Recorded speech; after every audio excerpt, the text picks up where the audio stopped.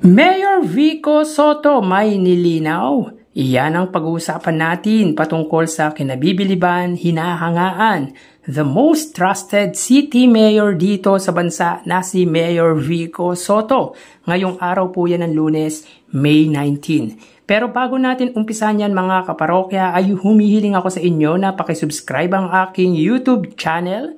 Paki-like and share na din po mga kaparokya para mas dumami pa po ang makapanood ng content natin. Maraming salamat po sa inyo mga kaparokya at maraming salamat po sa mga OFW na solid viewers natin, yung patuloy na tumatangkilik at sumusubaybay sa munti nating channel. Sobrang na-appreciate ko po kayo mga kaparokya. Maraming salamat po. So yun nga mga kaparokya, kanina sa flag ceremony ni Mayor Vico Soto ay may nilinaw siya patungkol sa financial assistance na kumakalat kahit sa ibang LGU. So parang nakukumpara tuloy ang ibang LGU sa lungsod po ng Pasig. So pakinggan natin mga kaparokya ang announcement na ito ng butihing mayor. Isang bagay na lang po, no?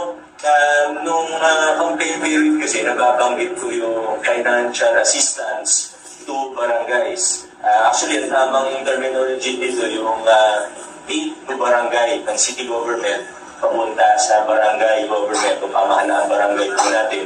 Problema, may mga taga-ibang LGU na nakiki-share o nakiki-post. Hindi, ang pinag-uusapan lang naman natin dito, yung Pasig, tayo po, meron 3 million, 5 million pag small or big barangay, plus 1 million pag naliquidate po nila ng maayos. Yan po ay programa ng Pasig City.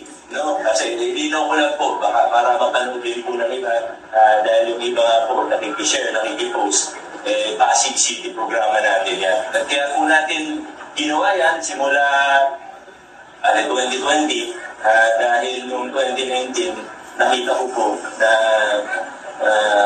yung nakasanayan na sistema, yung palakasan na pag malapit yung mayor, ay malapit yung kapitan sa mayor o yung opisyalis ng barangay sa mayor, mas maganda yung nakuha lahat ng request na pagbibigyan, pero pag hindi, hindi.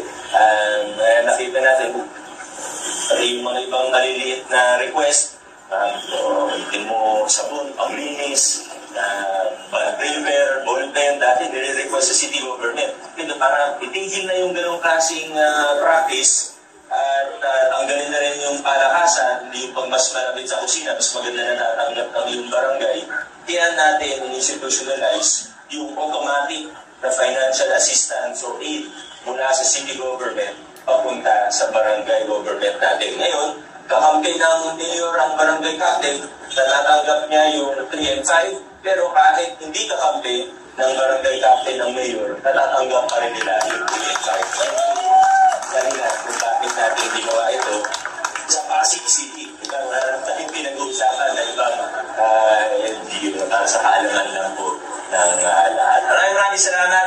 So yun nga mga kaparokya, klinaro or nilinaw ni Mayor Vico Soto ang patungkol sa financial assistance or aid to barangay, na ito po ata yung right terminology ayon kay Mayor Vico Soto, na kumakalat po or kumalat po sa social media kung saan di umano'y nadadamay pati ang ibang LGU or ibang lungsod. Ayon sa butihing mayor ay para lang daw po di umano ito sa lungsod po ng Pasig. Ito po ang programa kung saan nagbibigay po sila ng nagkakahalagang 3 milyon sa maliit na barangay at 5 milyon naman po sa malaking barangay. Kada taon po yan mga kaparokya, kaya malaking halaga po ito. Actually, ang layunin nito mga kaparokya ay para malayo sa politika ang bawat barangay. Kumbaga, mapakakampi man po yan or kalaban ng city government ay makakatanggap po ng ganyang halaga. So, again, 3 million sa maliit na barangay at 5 million sa malaking barangay.